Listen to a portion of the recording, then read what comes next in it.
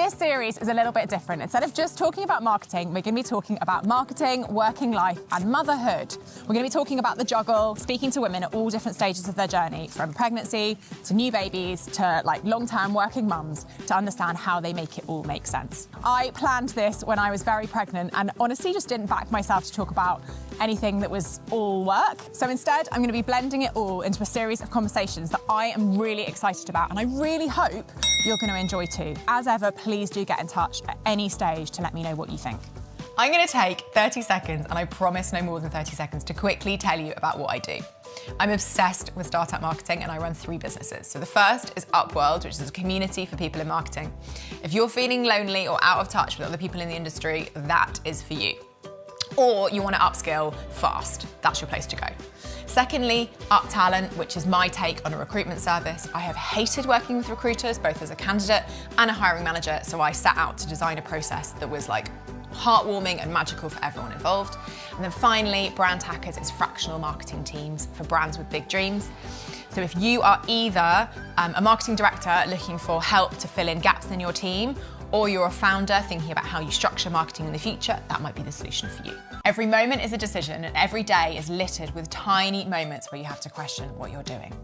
Whether that is getting up at 5 a.m. with your child to make the most of the beautiful blue morning, whether that's leaving them to sleep so that you can get a precious second to have a coffee, it is a mixed bag, and we're all just muddling through as best as we can.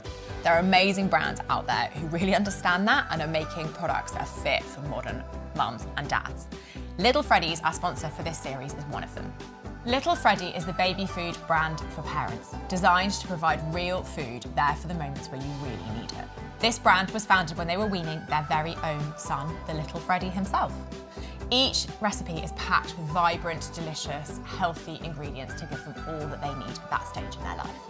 Founded by food-loving parents Piers and Taz, who designed this range when they were weaning their very own little Freddy, the boy that this range was named after, each product is genuinely tasty. It's filled with delicious, healthy, nutritious ingredients that gives your kid everything they need at that stage in their life. Since 2014, Little Freddy has been dedicated to making delicious meals for those days when you just can't get your head around doing it all yourself from scratch. And that's absolutely okay, we're all gonna have those days. That's why Little Freddy never adds any salt or sugar, and over 50% of their meals are plant-based. Their products are so ideal for parents heading back to work or juggling loads of stuff. And what is really important to me as a new mum, when I just do not have the time to read any of this, is that everything's crafted with a paediatric dietitian. It's quite hard to say that, which shows how much intel they have. And so you can really trust that everything is total confidence that it's the right texture, the right ingredients, the right formulation for your baby.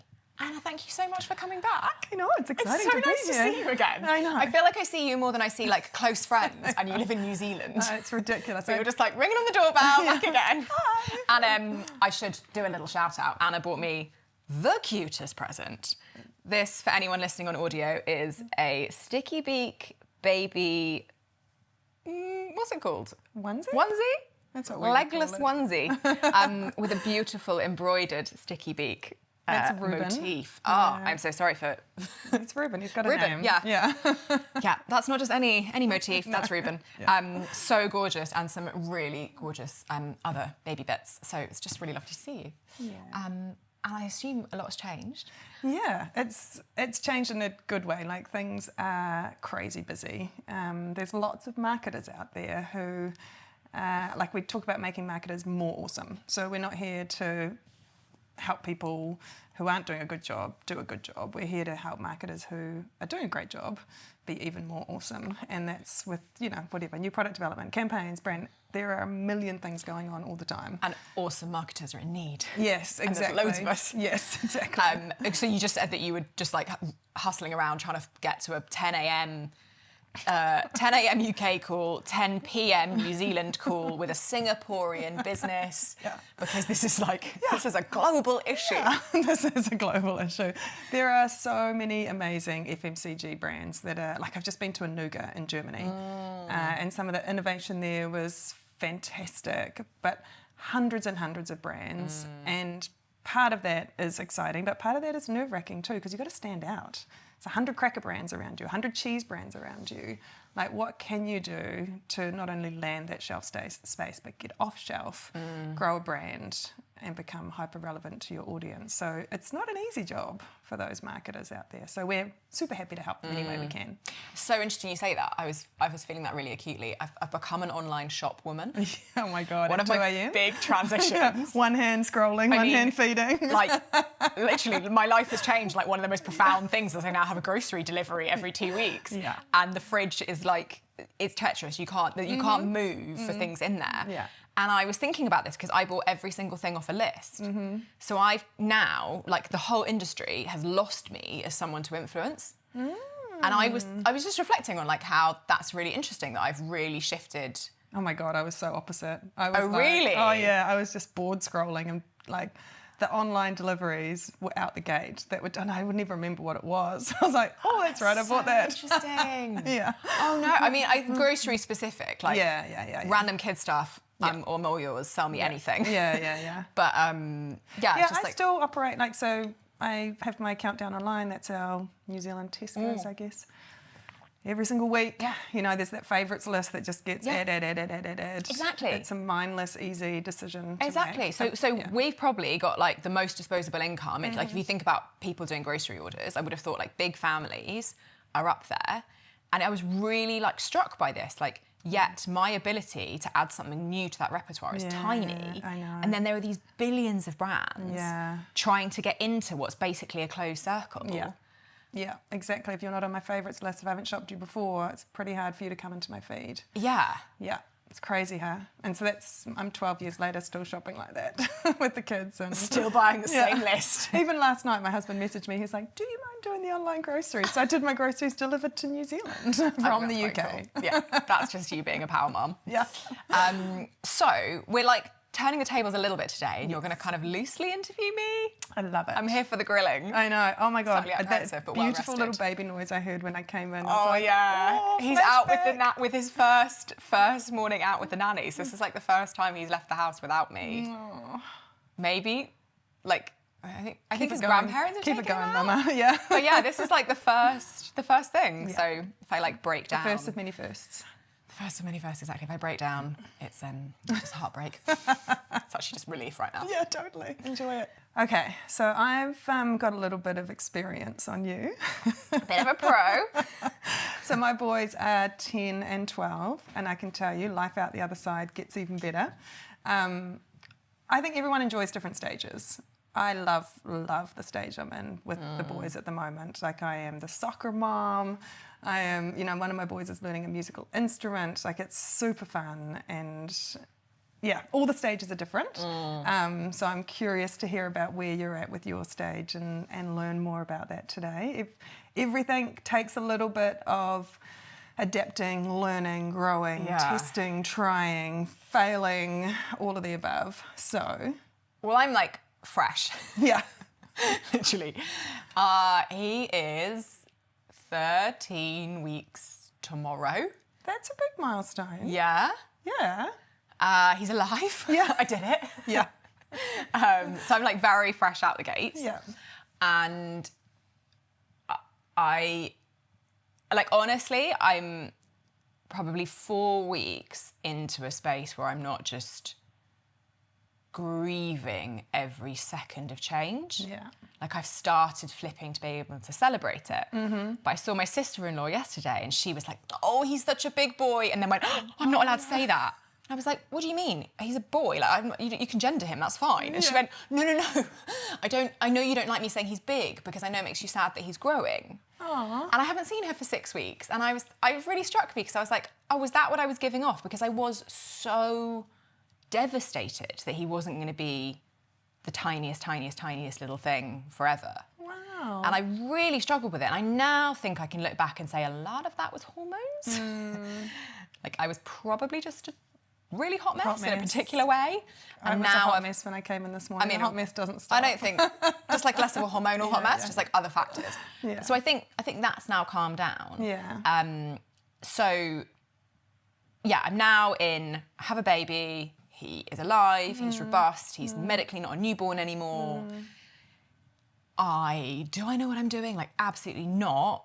But I can kind of operate. Totally. And I've got a bit of a routine, and people are like, can you imagine life before him? I'm like, yes. It was better a hot in lots of minute. ways. Yeah. it was like 4 months ago, and I remember going to the gym, and I remember all of these things that felt like my identity that are now really hard to hang on to. Yeah.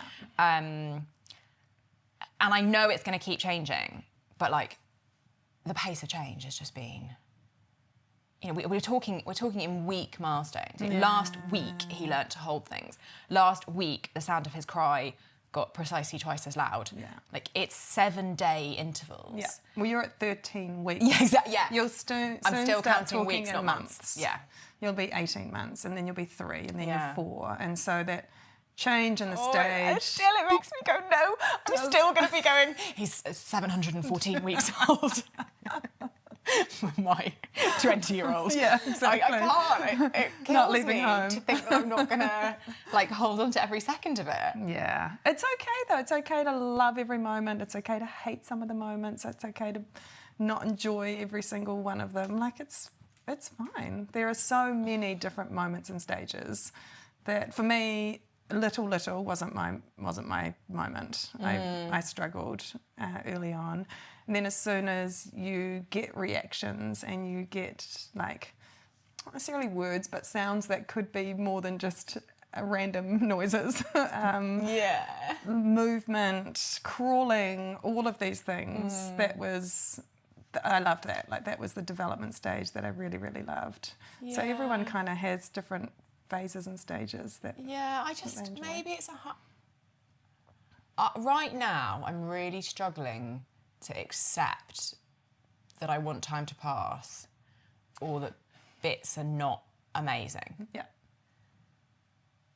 I'm finding that really hard. I'm feeling really guilty about not loving every second. And it's not necessary. I mean, it's going to be like, it's not mum guilt, but I feel guilty as a mum. I was like, I think that's mum guilt. Yeah. I think I've self-diagnosed myself. Yeah, exactly. I think it's in the name. Yeah.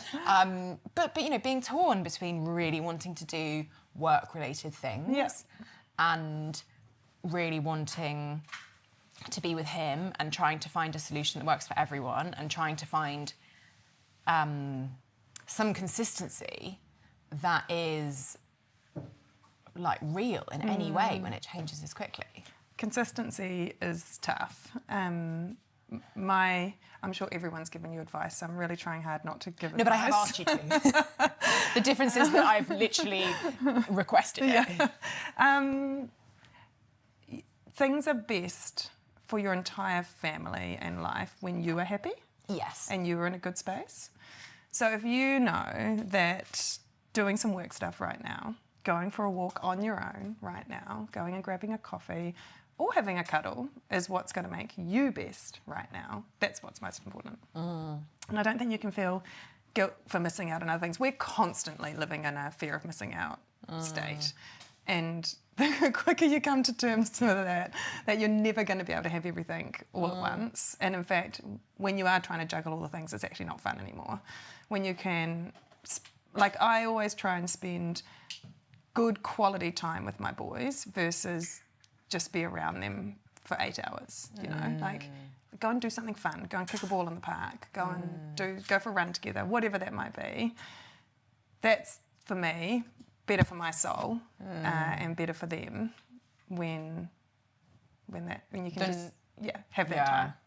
I'm definitely doing too much. Is it too much? I don't know. I'm attempting to do quite a lot of the messy middle. Yeah. Where I'm taking him to stuff. But do you enjoy it? Like, are you enjoying it or not enjoying it? Yeah, I'm kind of loving it. Because if I'm not doing anything, I think that's why I struggled. I get energy from being busy. Yeah. And having lots to do, and my brain is thinking about this and that and and that gives me energy. It doesn't drain me. You can reframe it in your head to be like, oh, I'm so busy, I'm exhausted. But as soon as I was like, I enjoy being busy and that gives me energy, makes me happier, then it's okay to do all the things. Like, why is it messy? Why is it? Yeah, and you're so right. Like, so this afternoon, I'm taking him to a 2026 goal setting workshop with some Amazing. other founders. I love that. It's ironic. I think his goals are limited right now. He should have some big goals. Yeah, I'm keen for his mood board. Walking, like there's some big life-changing things that are happening. He's got some much bigger goals than I do. I've got some like made up. Totally. The sooner he knows about them, the better. Yeah, this is true, but I don't think he needs to like do a vision exercise like I do in his like wheel of life or whatever. And I'm feeling a bit kind of guilty that I'm not, I don't know, just like staring at him, you've waving got to stuff in front of reframe his that face. in your And I head. think you're right. I think actually it's great. You're having a good time. I'm having a great time. He's probably fine. having a good time playing with some sort of thing that squishes and makes a noise. He's exposed to this like new environment and that's Yeah. stimulating his little brain. Like, why is that Yeah. a bad thing? Yeah, I think it's If you get there so and much it's a hot narrative. mess and it's a meltdown and just you're not leave. enjoying it Yeah. anymore, just go. And there have been those. Yeah, totally. There's been a fair few. Yeah, you just got to keep trying things and keep being afraid and not being afraid to do nothing. I think the worst thing is to do nothing when you're in a situation that you know isn't working. And that's not wildly different to work, right? Like we've all been in jobs where it's been a bit miserable and you think if you just stick it out, it'll be awesome. Whereas if you try and make a change and you do something different, then sometimes the act of just trying, sometimes the act of looking online for a new job is enough to make you enjoy the existing job a little bit more. I'm going to take 30 seconds, and I promise no more than 30 seconds, to quickly tell you about what I do. I'm obsessed with startup marketing and I run 3 businesses. So the first is Upworld, which is a community for people in marketing. If you're feeling lonely or out of touch with other people in the industry, that is for you. Or you want to upskill fast, that's your place to go. Secondly, Up Talent, which is my take on a recruitment service. I have hated working with recruiters, both as a candidate and a hiring manager, so I set out to design a process that was like heartwarming and magical for everyone involved. And then finally, Brand Hackers is fractional marketing teams for brands with big dreams. So if you are either a marketing director looking for help to fill in gaps in your team, or you're a founder thinking about how you structure marketing in the future, that might be the solution for you. So interesting. It's like we have a deep fear of, I think we have a deep fear of quitting. Yeah. And I think that's actually a really negative thing about like the career landscape, about people running businesses, about, I mean, you must see it in like the data you look at all the time, like people just not wanting to give up on the old. Totally, I'm afraid to be wrong. I'm like, embrace being wrong. It's hard to be wrong when you're backed into a corner. So, like if I pull this all the way back to really worky work, where something like testing a campaign, if you've finished it and you've spent all your budget and you're just looking for a rubber stamp, you can't afford to be wrong at that point. If you are constantly trying to understand what's going on and you get feedback early and you ask questions and you're curious, then inevitably what's going to come out the other side is going to be great because it's been really well informed and tested along the way. And I think that's the mindset we can, like, if you're a great marketer that's doing that in your role, you'll be a great mum because you're constantly learning, adapting. You haven't backed yourself into a corner that is no fun and no good, and you're not proud of what you're doing. Yeah. I think that curiosity as a marketer and that wanting to test and wanting to learn is an absolute parallel to being a mum or a parent. You know, the ability to ask questions, to be curious and to test. And then if you're wrong, it's okay. You know, change direction and keep going. So, you know, there's lots of parallels between your professional life and your personal life. It is one life in the end that you have to juggle and balance. So I think there's lots of skills from your professional life that you can apply to parenthood if you make the effort to kind of frame it up.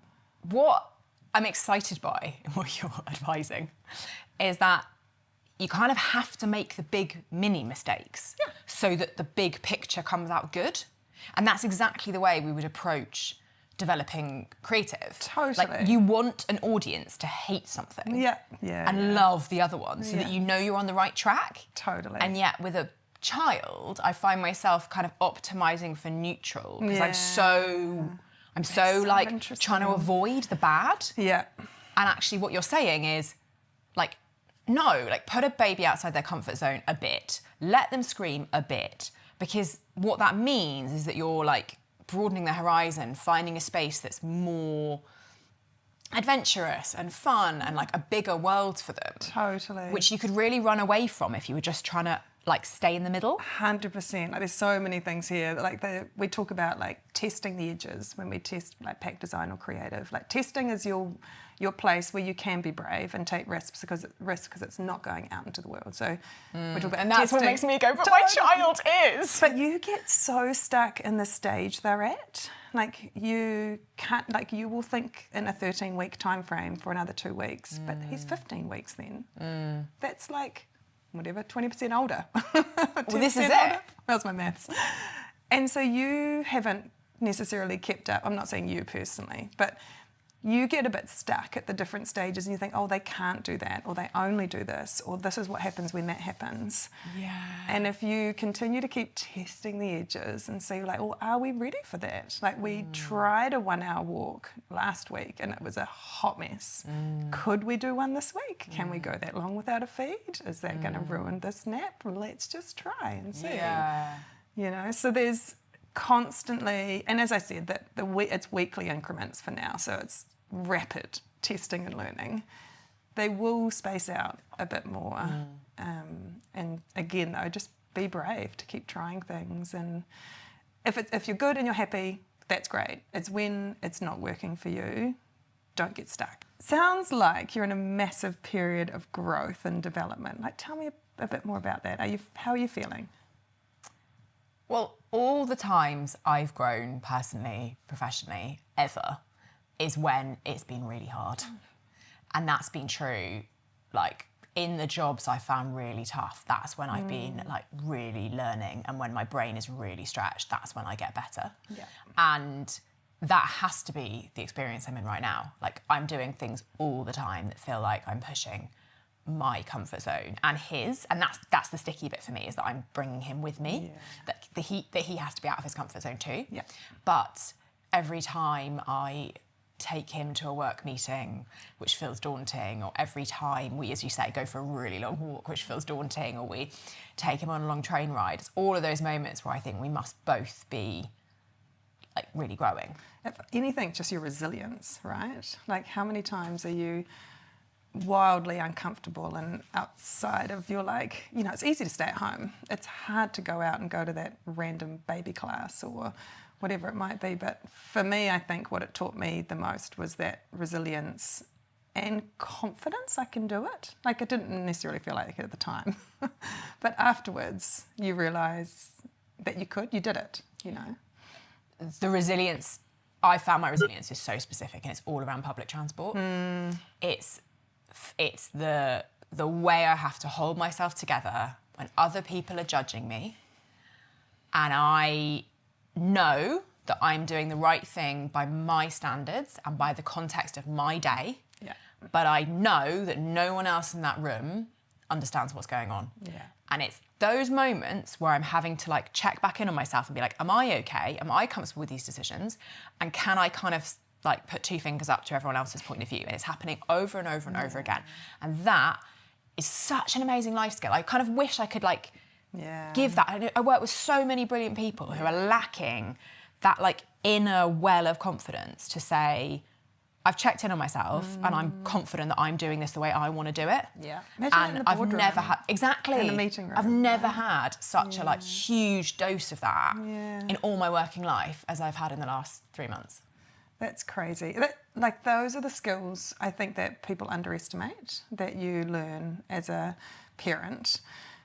I have a very strong bias to hiring women, particularly mums, because of all those amazing extra skills that you have beyond the functional. But the resilience, I think the confidence can come and go as a working parent. And like, I love bringing that back in people I work with, and realising that you can just do what's right now. We don't have to worry about doing what other people think are right, or what you think might have been perfect 6 months ago. If it's right now, it's not wrong. It's you know, it's perfect for where you're at, and forgiving ourselves around that and enjoying it, whether that means kids are at daycare and you're at work, or it means whatever. So yeah, I think you can't underestimate all the skills you're learning along the way.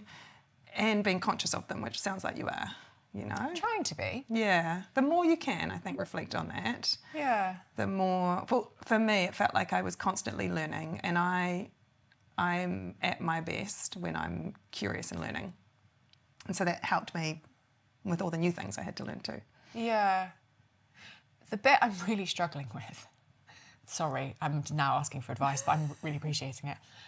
The bit I'm really struggling with is the brain melt. And maybe some of it is because I'm learning loads, and some of it's because I'm sleep deprived, and some of it's because there's a ton of hormones probably still going on. Yeah. And some of it's because I'm trying to think about another human as well as my normal stack. Yeah. But things are falling off the plate that are quite significant. The other day we drove home from North Wales and I'd packed all my clothes in the car.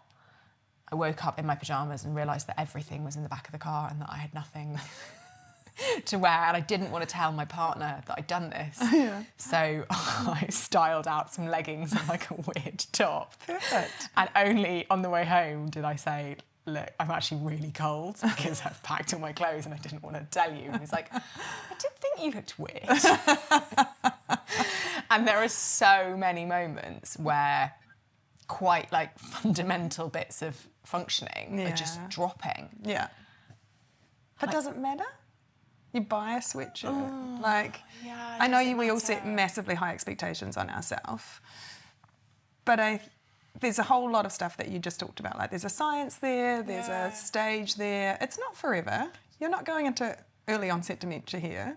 There's a lot going on that you're learning and your brain's full of. Like the cognitive load, we always talk about that all the time, but it's going to be consistently high and endless. And so just don't be so harsh on yourself. Yeah. We all make mistakes. If someone else had made the same mistake, would you have lost it? Would you have been upset? Would you have been worried? But I also, to the conversation of growth, I'm proud of myself that my brain goes, right, how do I optimise to not do that again? How do I put a better system in place? I guess I see it as a test, and I go, okay, in that test, like some work, some room for improvement. And so again, my work brain applied to personal life goes, right, how do I optimise this? What's the action plans that I can make sure that doesn't happen again? What's the change in routine, change in reporting rituals? Like all of this stuff kicks in. To try and things just become habit, right? So you won't do that again. That won't happen. Something else will. But that one unlikely to, because you're conscious of it now. But there's so many kind of subconscious and different things going all the time that something is gonna drop. And I think that's okay. We can dwell on that and we can be worried about that, or we can accept it and put things in place that doesn't happen again, or change. Things are going to be different in a week's time anyway, and away you go. So I would definitely encourage you to let those things happen if they happen, and take them as another opportunity to adapt and to figure out a new way of doing something, or maybe just going shopping, getting some new clothes. Or just sort it out. Yeah. There's you use the phrase cognitive load. And I think there's a fascinating thing about having a child, that you start to realise that all of the words people use are actually the best possible words for a situation that can't be explained. So when people say to me, how was your birth? I say yeah, it was wild. And that's what people used to say to me before I had a baby. And that's how everyone would describe their birth. And I thought, I don't know what I thought they meant, but now I can be clear that what I meant was it is actually a thing of the wild. It is a barbaric, animal, dangerous process that should be left for wolves and not for humans. And it is wild, but I don't mean that flippantly. And I think cognitive load is another one of the examples where women talk about the cognitive load, but it's almost so over-talked that we've lost meaning in those words. When actually what you mean is a load, which is an extremely heavy weight, crushing my ability to do anything else, and turning my cognitive processing powers to mush. And it just really struck me every new motherhood word that gets introduced. Totally, and the ability for that to lose sleep and to wake up in the middle of the night because there's a football uniform that's not washed, or there's a these are real things. They're not just like proverbs. Yeah, exactly. Like there is a weight, there is a expectation. I don't know what it is, but it's real. And getting I'm 12 years down the track, and I can't say I'm on top of it at all. Acknowledging it, I think, is probably a good start, that there's a lot going on. My world looks like 2 magneted calendar, like to-do lists on our fridge every week. Yeah. It just helps me on a Sunday night. I just map out the week. There's a different colour pen for each of us in the house, where we're going, what we're doing. So then at least 48 hours in advance, I can see where the train wreck's going to happen, and we can try and juggle it and sort it out. But I can't, there is kind of no point doing that 3 weeks in advance, for me anyway. Yeah. For me, I'm like, what is coming up? How do we juggle it between us? How do we sort it as a family? I'm really lucky I have a community, and the more you can have a village around you with people at the same stage, and then you'll lean in on each other, which is really, really helpful. I know that's a privilege, and I'm really grateful for it. Like the fact that I'm here in the UK, and there's people back in New Zealand looking after my kids after school and helping out with things is extraordinary. Yeah.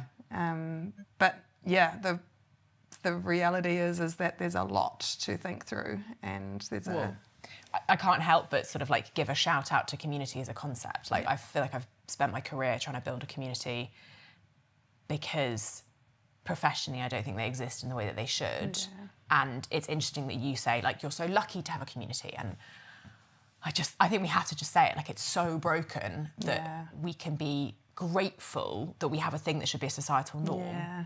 Like, isn't that crap? Yeah. That you're like, I'm so lucky I've got a community. It's like, obviously you should have a community. Yeah. We should all be living in communities. We should all be like interacting with our neighbours and supported by people around us. And I think we just have to like put a little line in the sand and say that that's not a given, and now you have to build your own, and you have to find your tribe, and whether that's at work through communities like Upworld or in your like location. I just think it's so wrong that that's not a default. Especially because that was the way that we were all brought up, and it's either whether it was family around or friends, but I guess work, life, geography, house prices has meant that everyone's kind of a bit more scattered now, and it is hard to just have that physical community as well. Like I live in a little beach town where my boys can walk to their friends' houses, and a mum will call and say, Trav's here, and I'm like, okay, send him home when you're done. And like it's so special, and I wouldn't lose it for anything. But that's all part of the juggle and the choices and the decisions we make along the way to do what's right now for ourselves, our family. I know my poor like inner city East London little boy who's going to be...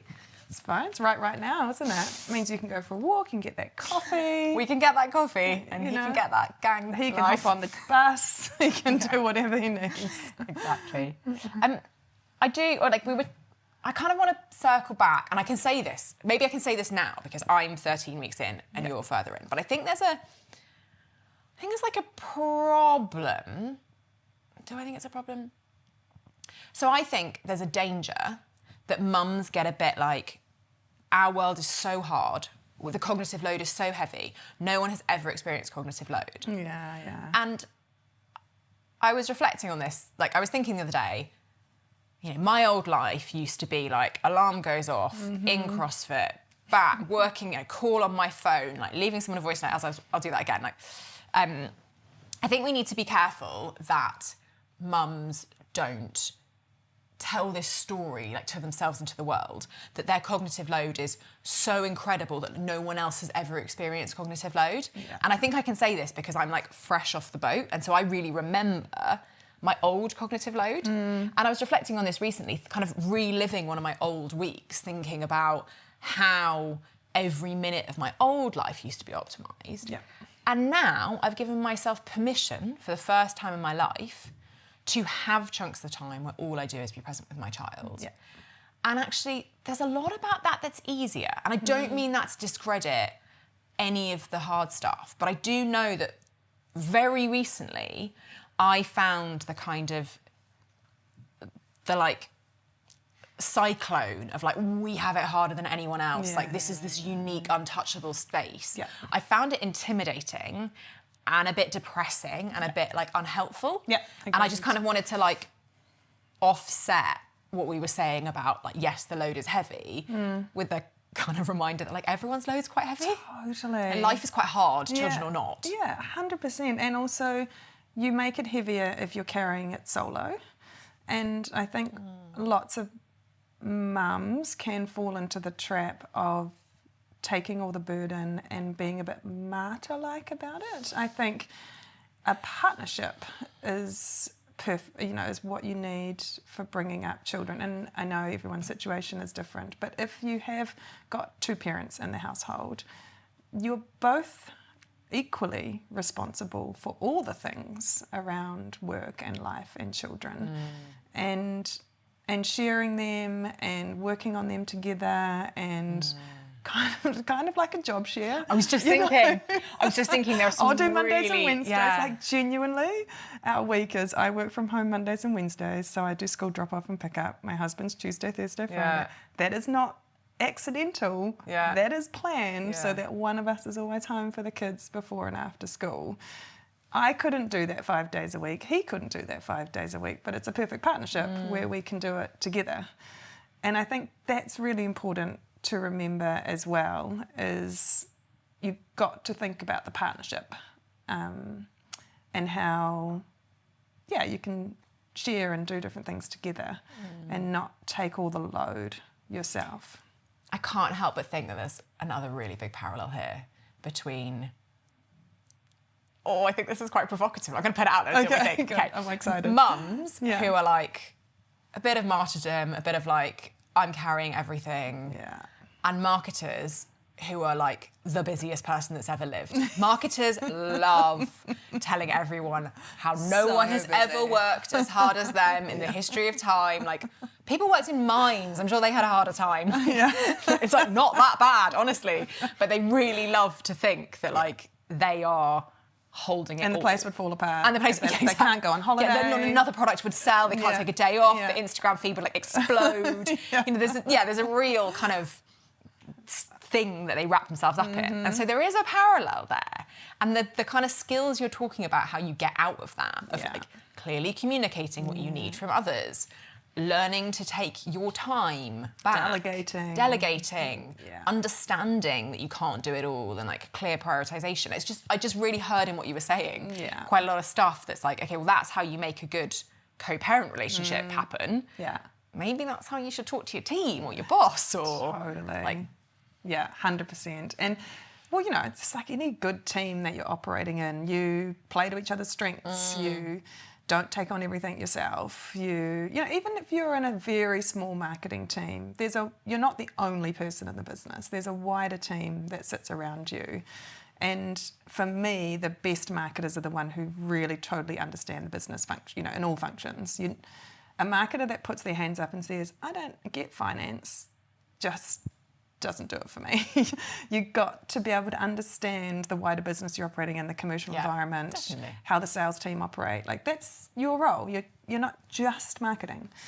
And to do that, you've got to share something, they've got to share something, you've got to work together.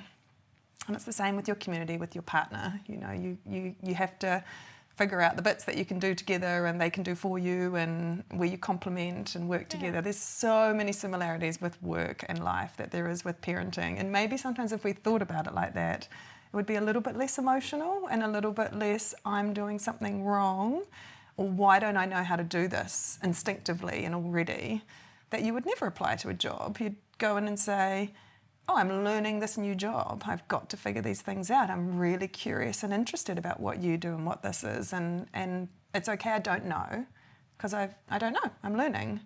I think if we could apply that to... I think we need to apply it to both. Yeah. I think people are very emotional about work. Yeah, that's Like, it's true. interesting when you put them like that and you say, well, surely you'd be more emotional about parenting than you would be about Yeah. work. And actually, people get really emotional about work, and I don't necessarily see that there's like a particularly healthy disconnect in either. Yeah. So- Maybe it's a mindset, hey? Yeah, just like step back from it all. A bit. Yeah. Bit of cold water on everything so you can get some perspective. Exactly. I think we should give a moment to like the people parenting on their own. Yep. Because that's a different kettle of fish, and not in Totally. any way to say that there's a meaningful parallel, because I do think that is I have no words to say about how hard that must be. There are also people running marketing teams like when there genuinely is a team of one. Yeah. So it feels so trite to make any kind of comparison. Yeah. But I suspect that the thing that's shared is brutal prioritization and building a village as much as possible, like bringing in your allies, building those relationships. Totally. And so even that's tricky. Do you think having a bit of confidence as well? Like, when you're on your own, I think it's hard to have you have less opportunity for a sounding board and someone to like bounce ideas with and kind of get some feedback. I wonder if that's part of the success for a solo parent, for a solo marketer, is creating that somehow. Like, it doesn't, I guess it is people, but are there other ways as well that you can get a bit of feedback, a bit of perspective? Well, it's kind of what I said earlier, like it's all about community. Yeah. And that's why I started a supper club 15 years ago, was because I was like, if I'm just doing this, trying to build a brand in my echo chamber on my own, I'm not going to get anywhere. Yeah. And so I think it's the same thing. I think it's like know your neighbours. Yeah. Even just knowing where someone else is at. Like, so I remember hearing someone speak years and years ago about women tend to not apply for roles unless they think they can do like 80% of the job description. Yeah. Compared to men who are like, oh, I can do some of that, I'll be fine. And just being aware of that, I was like, that's interesting. And so I wonder if there's some of that where maybe it's not about always having to participate in the community, but feeling like you're part of something and you can absorb and learn from it. You know, listening to the podcast, reading the threads, feeling like you're not alone because there's other people in the same situation and feel the same way that you do. Totally. Yeah. We have not loads. We have a group, a segment of Up Club members who don't go to events. Yeah. Log on to Slack once every 3 months. Yeah. Open some emails, and I meet them, and they're like, "I love what you do. I am so grateful for the community." And for years, I was on this camp. You know, I was like, "Well, we must pull you in. We must get you to do things." I had this like reactivation strategy, and it took me ages to acknowledge that actually they were fine. Yeah. They just needed to know that we were there if they needed us, and that was what membership and community and identity. That security. That's what it meant to them. Yeah. And so who am I to say, no, this is what engagement has to mean to you? Yeah, this is what a member of a community does. Yeah, there's lots of different roles. The final little question. Oh. I love that you've got 2026 goals that you're working on this afternoon. Watch this space, yeah. And there's also week 14 ambitions that are just around the corner. So tell me a bit about your like feedback loop. How are you figuring out what to do and what's next and how it all works? So, firstly, like hour by hour, I don't have a master plan, but it's like it's interesting how questions make you reflect. Yeah. So I think I probably do have more principles than I realise. So I've like thrown out of the window any idea of like big strategies, and I definitely didn't realise before having a child like just how much that had to go. And it's just, okay, like right now in this particular part of his life, like that's the development stage he's at, and so it's like marginal variables, like putting an extra layer on him, like that feels like a game-changing intervention, or like, you know, lying in bed for an extra 20 seconds before you go up to settle him in the night, like that feels like a huge thing. And we're having like planning meetings in bed every morning to be like, okay, next experiment is, you know, I'm gonna count to 30, or I'm gonna army crawl across the ground. Yeah, exactly. Don't make eye contact. Yeah, don't make eye contact. That's such a good one. Or like, we'll use this lamp instead of this lamp when we change him in the night. Totally. So it's really micro experiments, but they are happening. Yeah. And then the two other things I'm doing, which like I think sit around this, is I'm really trying to parent by a kind of my oxygen mask on first approach. And I'm taking this really seriously. So at every single juncture, I'm making the decision around what's going to keep me calmer. Yeah, I love that. And that's because I actually, as a human, have quite bad anxiety. As a parent, I'm remarkably chilled, and I'm kind of astounding my friends and family in how chill I am with it. And that's really because I'm trying very hard to do that. So I'm actually doing loads of testing on me. Yeah, nice. And that's a bit more macro. Totally, even just checking in, like consciously checking in on your feelings. Well, so where you're at. that I think is the other thing. You know, I think there's kind of these three pillars. I'm like doing practical tests with him of like variables. Yeah. For me, a bit bigger picture, I'm really trying to think about what's gonna fill my cup up, and that's shifted so much when I was pregnant. Yeah. Things I used to enjoy. Yeah. You get pregnant and they're miserable. Like the food you love is miserable. The things you do that give you energy is miserable. The going to see a friend feels like a marathon. All of Sitting that in shifted. a cinema is like grueling. Exactly. All of that changed. And so I had to really kind of redefine what it was that gave me joy. And so there's a slightly bigger experiment. Yeah, cool. And then I think the biggest thing is just being incredibly in touch with how I'm feeling about stuff. And I never thought I'd be this girly, but I'm gratitude journal Yeah, wow. like till I die now. Yeah, love I that. found it so helpful to just take 30 seconds every morning to remind myself that even if I feel like it's been really tough, and actually I've been really lucky, maybe because of the gratitude journal, it really doesn't feel very tough. Mostly it just feels Don't feel guilty amazing. about that. You're borderline feeling guilty about that. No, I'm not feeling guilty. Okay, good. I'm feeling really proud, and I've got a big thing about British people, which I can say to you, and how we always say, like, it's fine, it's a bit rainy. When does anyone British ever say to you, it's great? Yeah. We don't do it. We think it's American. We don't say, I'm really great at the moment. And so this is, for a long time, I've really tried to kind of, Yeah. If it's good, when, it's good. when things are good, they're good. Yeah.